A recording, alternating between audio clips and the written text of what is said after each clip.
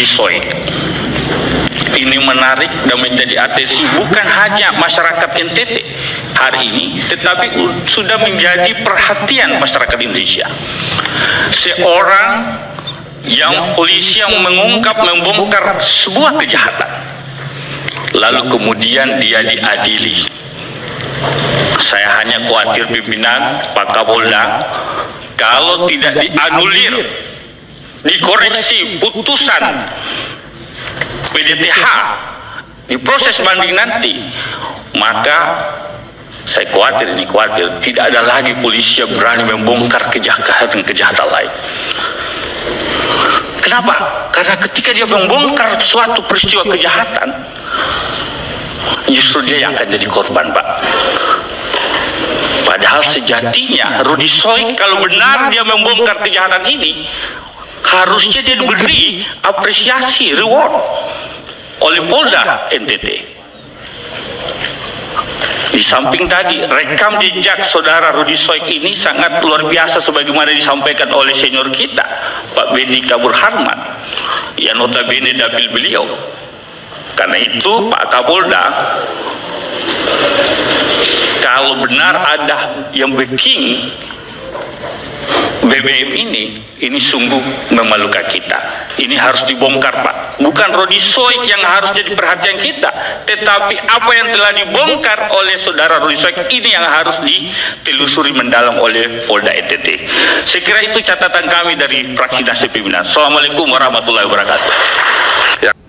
Di anggota saya sendiri yang saya tidak sebutkan nama mereka, kalau disebut nanti bisa kena mutasi juga.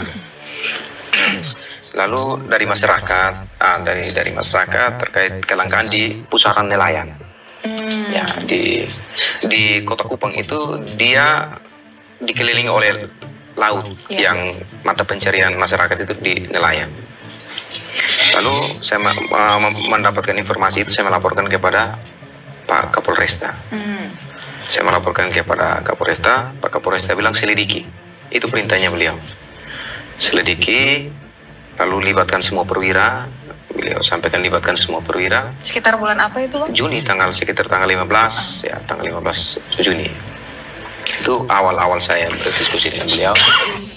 Saya dengan Kasat CRC selanjutnya, tanggal 22 itu saya didatangi oleh salah satu anggota lah di Polda NTT yang bertugas di bidang reserse.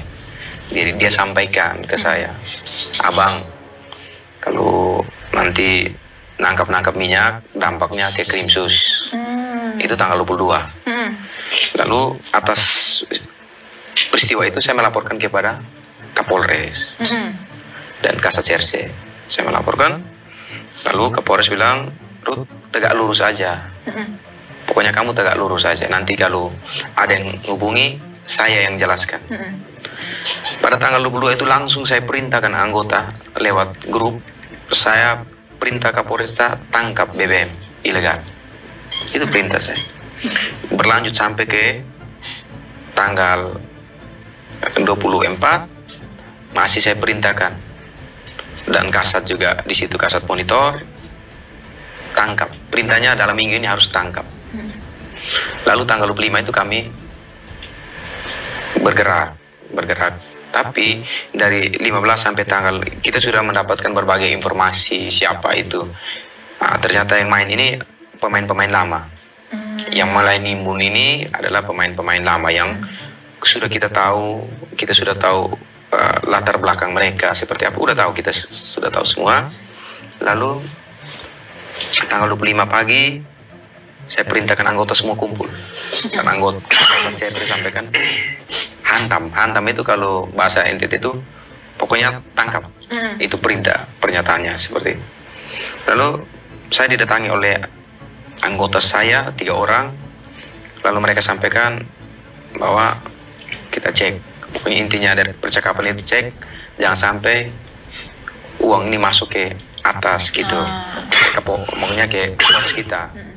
Lalu saya bilang, saya ini langsung bicara dengan Kapolres. Kapolres suruh hantam. Udah, kita ikut perintah Kapolres, kita loyal ke Kapolres, saya bilang. Jadi itu bahasa saya. Jadi sekitar jam 12.45 tuh setelah semua sudah kumpul, saya pimpin pergerakan. Jadi jumlahnya ada 12. Saya pimpin pergerakan sampai mendekati Polda. Saya berdiskusi dengan salah satu anggota saya yang membonceng saya. Dia bilang, jangan sampai kalau tidak ke bos atas, ke kasat. Jadi saya saat itu kok dia sudah ngotot terus ngomong ke saya. Ini kan saya sebagai seorang perwira, jadi saya bilang sudah kita minggir dulu. Di dekat Polda itu ada satu restoran, namanya restoran Masterpiece, yang di dalam restoran itu juga ada karaoke family, baru didirikan 1 tahun. Oke, jadi saya minta untuk menepi di restoran Masterpiece, yang tempat itu kita tahu bahwa sering digunakan oleh ibu-ibu Bayangkari ketika habis kegiatan, makannya di situ itu sering, dan saya beberapa kali saya layani karena itu masuk wilayah hukum Kupang Kota. Saya layani, jadi saya suruh menepi ke situ untuk saya konfirmasi ke Kasat. Jadi setelah menepi saya hubungi Pak Kasat. Dan ini saya kasih informasi terkait minyak ini. Saya bahasa ke beliau begitu. Anggota, dia bilang anggota ada dengan saya sudah bergerak. Dia sudah. Nanti tunggu di situ, saya merapat. Beliau akan datang ke tempat situ sekalian. Kita makan siang dan Anef, kita bicara di situ. Itu beliau punya sampaikan. Lalu karena saya sedikit menunggu, salah satu anggota saya bilang begini, yang dari 11 orang itu, sudah komandan, saya yang pimpin anggota ke tempatnya Ahmad, komandan menunggu Pak Kasat di sini. Karena kita berpikir kalau takutnya kita hantam, kenanya di Kasat. Ini saya harus buka ke publik. Ceritanya ini mau agenda penyelamatan lah. Saya takutnya saya harus pastikan. Saya pastikan. Karena ini kan bahaya sekali kalau ini ada penegakan seperti ini. Ini ada nanti konflik kepentingan. Berdampak kepada konflik kepentingan. Maka kita harus pastikan. Lalu saya menunggu anggota ini bergerak. Dia membawa 11 anggota itu bergerak ke sana. Pak Kasat juga sampaikan tunggu beliau akan datang. Oke. Karena saya menunggu cukup lumayan, sekitar 15 sampai berapa menit gitu. Tunggu kedatangan anggota balik, Kasat datang. Saya duduk di resepsionis itu. Saya lihat junior saya ada buat story gitu. Jadi saya bilang, abang lagi makan di Masterpiece dekat Polda itu. Dekat Polda, kan dekat aja jalan kaki. Oh, dan siap bang, ini abang ada makan, nanti kalau apa gabung. Gabung. Jadi karena mereka ini akrab sama saya, 2 junior saya ini kan, satu baru habis perwira, junior saya pas. Jadi saya nanti ajak dengan si yang satu junior saya yang baru lulus, ajak berdua datang. Jadi sudah, setelah saya menunggu saya, karena mereka oke, saya suruh karyawan situ siapkan restoran di lantai 2-nya. Tapi yang di itu tuh sampai kan belum bisa karena AC-nya masih apalah diperbaiki atau apalah kira-kira percakapan. Ada semua sistemnya. Kemudian bilang kalau Pak mau di VIP tempat biasa ya, maksudnya Ibu Bayangkari yang sering di VIP. Jadi sudah di VIP. Nah di VIP itu kan dia punya meja makan itu panjang dan ada dia punya TV layar yang musik itu kayak gini. Nah di dia punya meja itu kan ada makanan, kacang, minuman tuh dia ada kayak gitu, ada kotak-kotak gitu. Dia ada kotak-kotak kayak gitu. Jadi sudah, setelah itu kami masuk, saya pesan nasi goreng untuk makan, saya pesan pakai nama Polres Kupang Kota. Saya pesannya pakai nama Polres Kupang Kota. Dicatat dalam nota pesanan Polres Kupang Kota karena anggota. Ya sudah, berapa menit kemudian itu saya 2 junior itu sudah masuk di VVIP karena mereka bilang kita tidak bisa lama karena mau antar anak les. Tidak bisa lama, bang, kita tidak bisa lama, kita makan habis itu. Akan saya pikir makan aja cepat aja. Jadi berapa menit kemudian Pak Kasat CRC itu datang bersama anggota. Yang lalu Pak Kasat masuk, dia muter, dia jalan muter lagi, dia masuk di meja ujung itu, dia mungkin dia ambil minuman, dia buka, dia minum. Pokoknya ada minuman di situ. Dia bilang, Ruth, pesan nasi goreng. Jadi sudah pas pesan, anggota ada berapa datang gitu. Saya pikir mau gabung sama kita, ya sudah. Saya pikir udah pilih, tapi yang datang itu teman-teman dari, ada satu orang yang senior teman dengan saya, baik juga. Dengan saya hubungan baik. Senior saya pas dari SIP. Sudah clear, tapi saya perasaannya tidak enak, jadi saya keluar. Saya lalu tanya anggota, kenapa kalian tidak masuk? 11 anggota ini di parkiran motor. Saya tanya, kenapa kalian tidak masuk? Disuruh pulang, tidak boleh masuk oleh oknum yang merupakan teman Ahmad Ansar ini. Suruh pulang. Jadi langsung saya WA anggota itu. Kenapa kamu ini apa?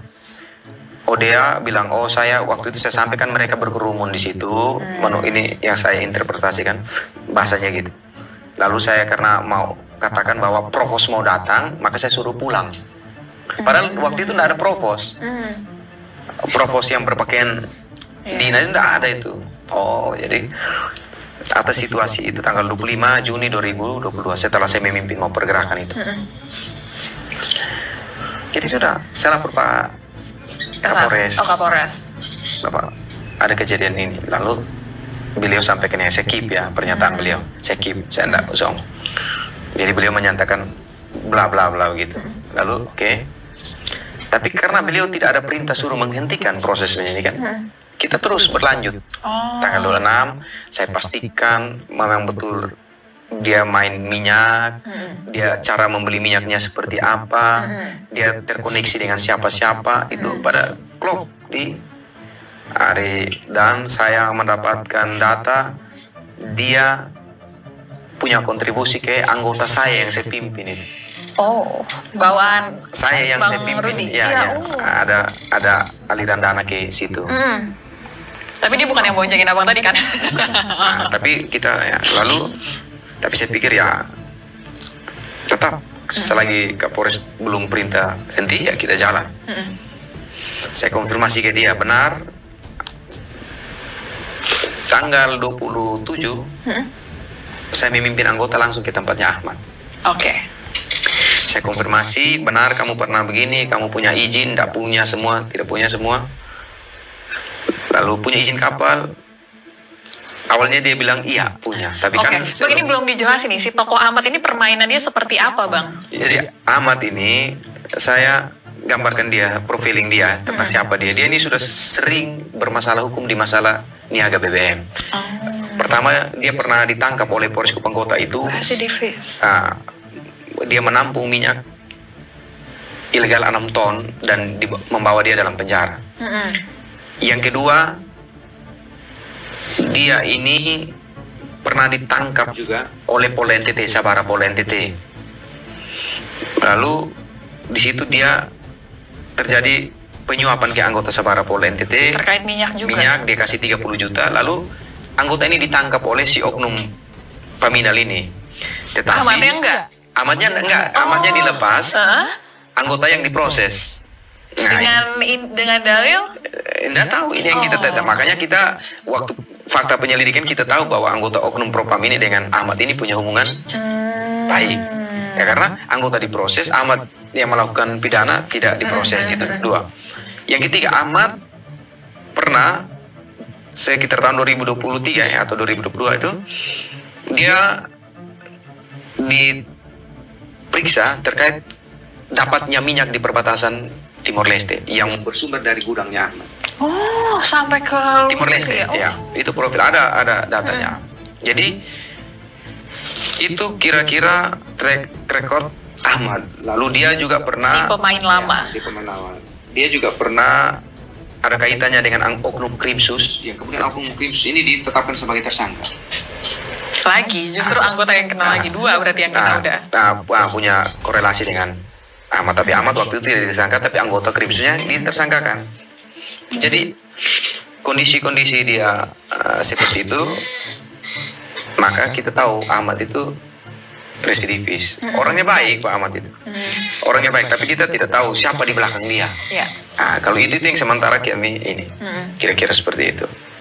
Kalau Al Ghazali itu tahu. Belum dijelasin dulu Bang, permainan Ahmad nih ngumpulin doang atau gimana cara dia dapetin sehingga nih orang nih harus disidik nih gitu. Ya, jadi Jadi dari bulan Juni dia sudah mulai melakukan pembelian minyak subsidi bulan Juni. Maka ada pengakuan dia store-nya ke Al Ghazali. Nah, bagaimana dia memperoleh minyak subsidi? Karena di nosel SPBU itu, Pak, kalau nggak ada barcode, minyaknya nggak bisa keluar. Di tekan gini nggak bisa keluar. Ini untuk wilayah Kupang ini ya? Ya, di mana saja. Kalau nggak ada barcode nggak bisa. Khusus ya solar subsidi. Solar Dia harus subsidi. berdasarkan barcode.